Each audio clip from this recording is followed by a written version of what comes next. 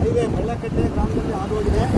ಬಳ್ಳಕಟ್ಟೆ ತೀರಿನಲ್ಲಿ ದಿನನಿತ್ಯ ಸಾಕಷ್ಟು ಅಪಘಾತಗಳು ಸಂಭವಿಸ್ತಾ ಇರ್ತವೆ. ಆದರೂ ಇನ್ನು ಸಂಬಂಧಪಟ್ಟಂಥ ಅಧಿಕಾರಿಗಳು ಯಾವುದೇ ರೀತಿಯ ಕ್ರಮವನ್ನು ತಗೊಂಡಿರಲ್ಲ.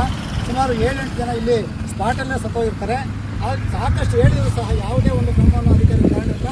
ದಯವಿಟ್ಟು ಇದಕ್ಕೆ ಸಂಬಂಧಪಟ್ಟಂಥ ಅಧಿಕಾರಿಗಳು ಈ ಒಂದು ಹೈವೇಗೆ ಒಂದು ಉಪ್ಪುಗಳನ್ನು ಹಾಕಿಕೊಟ್ಟು ಇಲ್ಲಿ ವೇಗ ನಿಯಂತ್ರಣವನ್ನು ಅಳವಡಿಸಬೇಕು ಅಂತೇಳಿ ಈ ಸಂದರ್ಭದಲ್ಲಿ ಕೇಳ್ತಾ ಇದ್ದೀನಿ.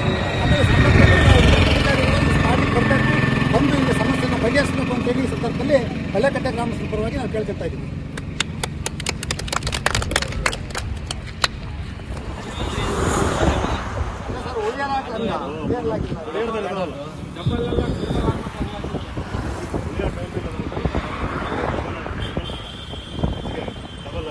ಸರ್ ಟೌನ್ನಾಗ ಅಂದ್ರೆ ಯಾರು ಹಾಕ್ಸ್ಕೊಳ್ಳಲ್ಲ, ಇಲ್ಲಿ ಅಂದ್ರೆ ಈಗ ವೆಹಿಕಲ್ಸ್ ಓಡಾಡ್ತಿರ್ತಾವಲ್ಲ ಸರ್. ಸೈಂಟಿಫಿಕ್ ಆಗಿ ಇದು ಒಂದು ಎರಡು ಸೈಂಟಿಫಿಕ್ ಮಾಡ್ತಾರೆ.